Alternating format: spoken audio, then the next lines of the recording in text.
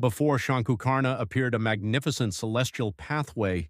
It shimmered like flowing rivers of liquid gold. Countless stars illuminated the endless expanse of the universe. The sacred path stretched from Vaikuntha toward the radiant realm of Satyaloka. Every step echoed with the chanting of the Vedas. Gentle celestial flowers drifted through the air. Divine swans glided across luminous skies. The universe itself seemed to welcome the humble devotee. Yet Shankukarna walked with the same humility, as though he were performing the simplest of services for him. The destination was never more important than obedience to Bhagawan. From the jeweled throne of Vaikuntha, Bhagawan Sri Mahavishnu lovingly watched Shankukarna's journey. A gentle smile graced his divine face.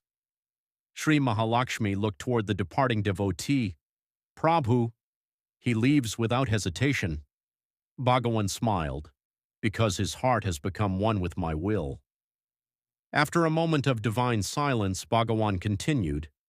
Today he journeys to Satyaloka. In time, he will journey to Boloka. Birth after birth, he will uphold Dharma, inspire devotion, and become a guiding light for countless souls. Though the universe had not yet seen it, the destiny of Shankukarna had already been written by divine grace. The radiant gateway of Satyaloka grew brighter with every step. Far beyond the celestial horizon, a magnificent thousand-petaled lotus shone with indescribable brilliance. There resided Chaturmukha Brahma, the Creator, absorbed in eternal remembrance of Bhagawan Sri Hari.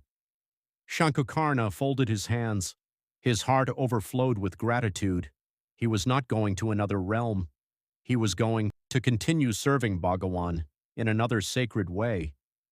Sometimes Bhagawan answers devotion, not by keeping us where we are, but by sending us where we are needed most. Every new responsibility, every unexpected path, may be the beginning of a greater divine purpose. As Shankukarna slowly entered Satyaloka, his eyes moved across the magnificent realm, yet his heart remained humble. He remembered the words of Bhagawan Sri Mahavishnu. Serve Chaturmukha Brahma with the same love and humility with which you have served me. Shankukarna lowered his head. My lord, you have brought me here for your purpose.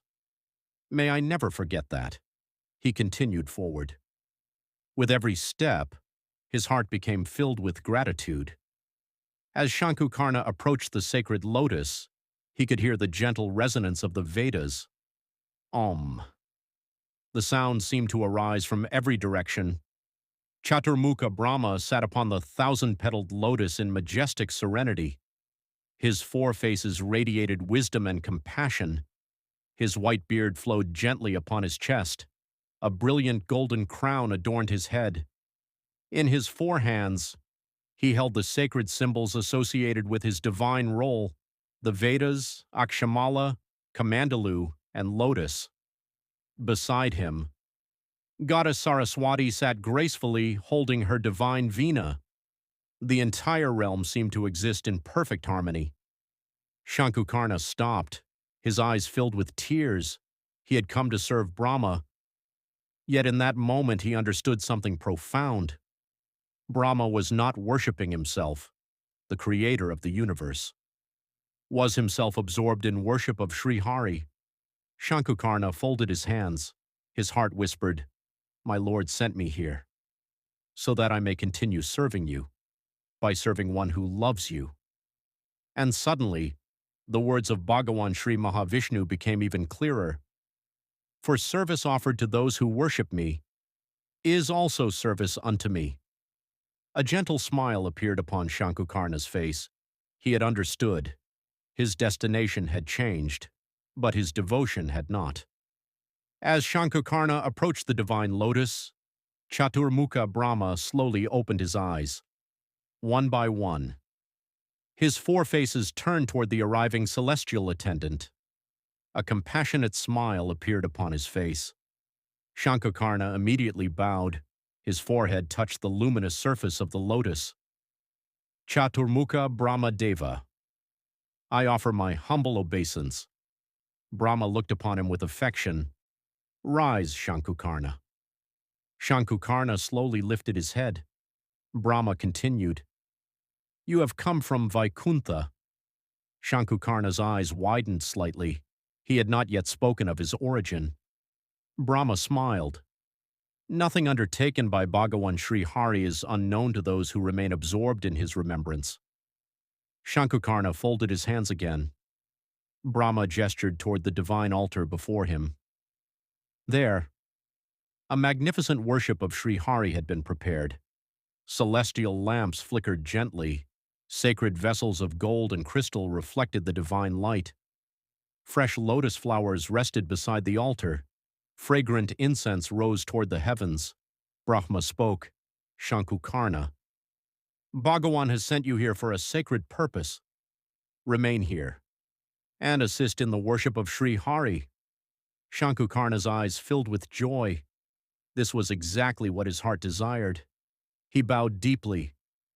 "Brahmadeva, to worship Bhagawan, to gather flowers for his offering, to assist those who remember his divine name, what greater blessing could I receive?" Brahma smiled, for he already understood. This was only the beginning. He stands beside the thousand-petaled lotus of Chaturmukha Brahma. Above him, the golden heavens of Satyaloka stretch into infinity. Below, celestial lotus lakes shimmer like stars, and somewhere beyond all these worlds, Bhagawan Sri Mahavishnu watches. Shankukarna had arrived in Satyaloka, but he had not arrived at the end of his journey. He had arrived at another beginning, a beginning filled with sacred worship, a beginning filled with divine flowers, and a beginning that would lead him toward an unforgettable darshan of Srimula Rama.